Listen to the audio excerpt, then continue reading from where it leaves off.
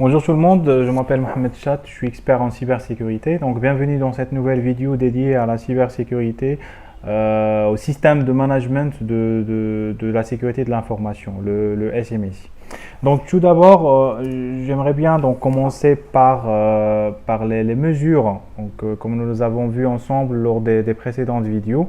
Donc un bon système de management, un bon SMSI doit prendre en considération forcément les trois aspects de la cybersécurité, c'est-à-dire l'humain, la technologie et les processus. C'est vraiment très important de prendre en considération ces trois volets, sinon le SMSI il va présenter des failles sécurité.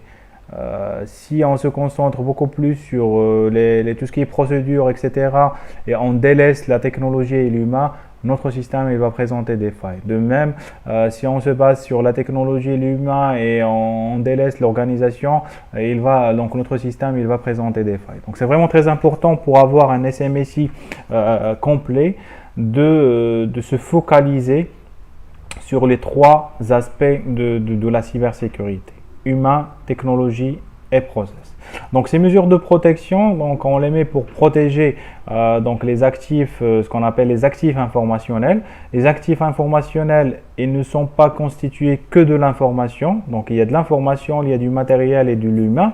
Et ces actifs informationnels, ils sont interconnectés donc d'une manière directement ou indirectement entre eux, ce qui constitue un système d'information. Donc d'où le terme un système d'information. Le système d'information il est constitué de l'humain, du matériel et de l'information.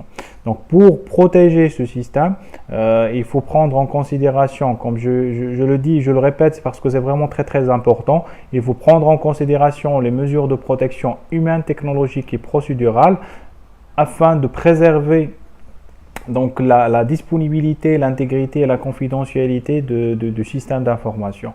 Aussi, donc preuve non répudiation, donc la traçabilité donc au niveau de ce système.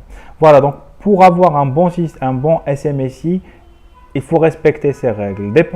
Indépendamment donc de la norme qu'on va utiliser ou de la méthode que nous allons utiliser, il faut bien que le système respecte ces critères. Respecte les mesures de protection pour qu'ils soient complets et les actifs que nous allons protéger, et bien sûr dans un souci de préserver la disponibilité, l'intégrité, la confidentialité et la traçabilité de notre système d'information. Il est très important de savoir, c'est que le système de management, le SMSI, il ne doit pas être figé. On ne l'implémente pas une seule fois, mais c'est un système qui doit vivre dans le temps. Donc l'ISO 27001, c'est la norme par excellence qui met en avant le PDCA, le Plan Do Check Act, et qui nous permet d'avoir un SMSI efficace qui suit la cadence des cyberattaques, si vous voulez. Donc, comme vous le savez, dans le domaine de la cybersécurité, ça va vraiment très vite. Donc, chaque jour, chaque heure, on découvre de nouvelles vulnérabilités, on découvre de nouvelles méthodes d'attaque aussi. Donc, il faut que notre système soit capable de suivre cette cadence très élevée. Voilà. Donc, pour la démarche PDCA, le Plan Do Check Act, c'est vraiment très simple, donc très simple à mettre en place. Donc, il faut commencer par une phase de planification.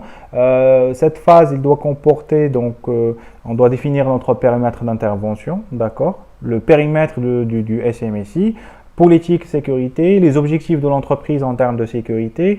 Et on doit définir aussi, évaluer les actifs, vous vous rappelez, donc les actifs informationnels, matériels et humains que nous souhaitons protéger, la valeur de ces actifs, pour pouvoir mettre les mesures de protection adéquates. Donc, avoir à travers des cartographies des risques, à savoir les vulnérabilités et les risques associés. C'est vraiment très important cette étape, ça nous permet de savoir exactement la valeur des actifs que nous souhaitons protéger, d'accord, ça de 1. Et une fois que nous savons et que nous connaissons exactement la valeur, nous pouvons mettre en place les mesures adéquates. Ça nous permet de mettre exactement ce qu'il faut pour protéger nos actifs. Ça nous évitera de dépenser 10 000 pour protéger un actif qui coûte 100. Vous voyez ce que je veux dire. Aussi, donc, ça nous permettra, et c'est le plus important, de mettre un petit budget ou bien des petites mesures de protection alors que l'actif en question, il est vraiment très critique. s'il est compromis, ça risque de causer des dommages graves à l'entreprise. Ça, c'est par rapport à la phase planification. Donc, on passe au DO, au faire. C'est le déploiement des mesures que nous avons définies sur la précédente étape, de mettre en place des indicateurs sécurité, de mettre en place la gouvernance, etc.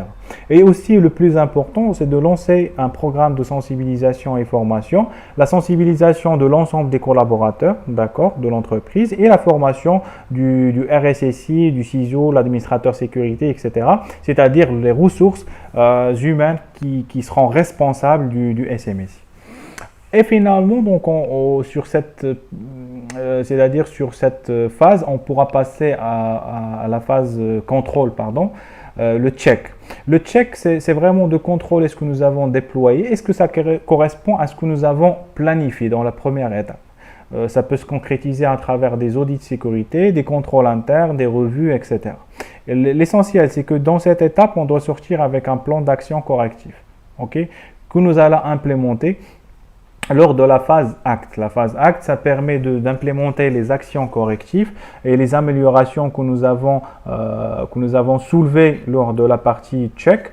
Et puis, le plus important, c'est de boucler vers la phase planification. C'est ça toute la vocation du PDCR. C'est-à-dire que le système de management, il ne doit pas s'arrêter. Il doit suivre la cadence des vulnérabilités, des risques, etc. Les mesures de protection que nous avons mis en place il y a 6 mois ou il y a 1 an, il se peut qu'ils sont obsolètes maintenant. C'est-à-dire qu'ils ne protègent plus notre organisation, ils ne protègent plus nos actifs. Il faut faire très attention à ça parce que le système de management, ce n'est pas quelque chose qui est figé dans le temps, mais il doit vivre dans le temps, il doit s'actualiser au fur et à mesure qu'il y a des vulnérabilités, qu'il y a des nouvelles méthodes d'attaque, etc. Voilà, donc en gros, généralement, ça dépend de la taille de l'entreprise et de l'activité, mais c'est entre 6 mois et 1 an. Donc pour moi, à partir en plus d'1 année, si vous n'actualisez pas votre SMSI, certainement vous allez avoir des vulnérabilités et vous allez avoir des failles sécurité au niveau de votre système sur une durée très longue. Donc maximum 1 an. Voilà, donc là, la cybersécurité est-elle possible pour les petites et moyennes entreprises? Là, j'ai élaboré une petite méthode, c'est-à-dire pour les petites et moyennes entreprises ou bien les petites et moyennes structures qui ont, c'est-à-dire généralement des ressources limitées par rapport, c'est-à-dire des ressources limitées à allouer aux cybersécurité. Donc, c'est une démarche vraiment très simple, donc qu'on peut mettre en place. Il est composé de 2 phases, 2 grandes phases. La première phase, c'est l'analyse de l'existant, d'accord, donc à travers un audit de sécurité, après un rapport d'audit bien détaillé, bien ficelé et tout, et puis un plan d'action correctif, c'est très important. Pour l'audit de sécurité, il faut bien le mentionner, comme quoi c'est pas un audit technique, c'est pas un audit organisationnel, c'est pas un audit physique, sécurité physique, c'est les 3. Il faut lancer un audit global. Vous vous rappelez, la sécurité n'est pas basée que sur la technologie ou que sur les processus ou que sur l'humain. Donc, il faut avoir une approche globale.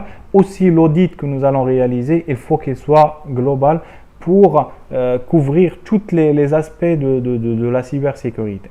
Après, sur la deuxième phase, donc il faut lancer les formations, sensibilisation pour l'ensemble des collaborateurs et aussi des formations pour le RSSI, le CISO et les personnes qui vont prendre en charge, qui seront responsables du SMSI. En parallèle de ça, nous pouvons lancer une analyse de risque, évaluation des risques, évaluation des actifs, politique sécurité, les objectifs, etc. Donc ça, c'est très important de savoir exactement les risques et les mesures de protection que nous allons mettre en place pour traiter ces risques. D'accord? Et enfin, c'est l'implémentation à travers le Plan Do Check Act d'une manière très simple. Là, j'ai mentionné l'ISO 27001 parce que c'est la norme vraiment qui couvre cet aspect-là, donc et qui permettra donc aux entreprises d'avoir une méthode très efficace par rapport à ça. Mais une petite et moyenne entreprise, c'est tout à fait possible qu'il implémente ce genre, un SMSI d'une manière très simple, c'est-à-dire de planifier comme je viens de l'expliquer, d'implémenter, c'est ça le plus important, d'implémenter, de contrôler ce que nous avons implémenté, est-ce que ça correspond à ce que nous avons planifié lors de la première étape, et d'implémenter les améliorations, les corrections et les ajustements, si vous voulez, à notre système de management et de reboucler dans 1 an, dans 6 mois, de reboucler sur une nouvelle phase de planification, une nouvelle phase d'implémentation, le check, le acte, etc. La roue ne doit jamais s'arrêter. Une fois que la roue elle est arrêtée, le système de management devient rapidement obsolète et ça implique que vous n'êtes plus protégé contre les cyberattaques actuelles. Voilà. Pour le mot de la fin, donc je reviens toujours, donc je n'insisterai jamais sur le fait que la cybersécurité, il doit être basé, le SMSI, il doit être basé sur les 3 volets, l'humain, la technologie et les processus. Aussi, le PDCA, c'est très important pour qu'on puisse suivre la cadence dans le domaine des cyberattaques, etc., qu'on soit tout le temps protégé. Il faut implémenter le PDCA et également, donc un dernier point, il faut implémenter une sécurité qui marche. C'est-à-dire une sécurité, ça n'existe pas une méthode bien faite qui marchera pour tout le monde, qui marchera pour toutes les structures et qui marchera pour toutes les organisations. Ça, c'est impossible. La sécurité, il doit répondre. Qu'est-ce qu'une sécurité qui marche? C'est une sécurité qui répond aux besoins de l'entreprise, qui protège les actifs de l'entreprise et qui correspond à l'activité de l'entreprise. Donc, on ne peut pas avoir des solutions toutes faites. Une solution qui marche pour une entreprise ne va pas fonctionner pour une autre organisation. Ça, c'est très important. Et donc, il faudra toujours mettre le focus sur la sécurité personnalisée. C'est ça la sécurité qui marche. Voilà, je vous remercie beaucoup pour votre attention. Je vous dis à bientôt avec une nouvelle vidéo. Merci.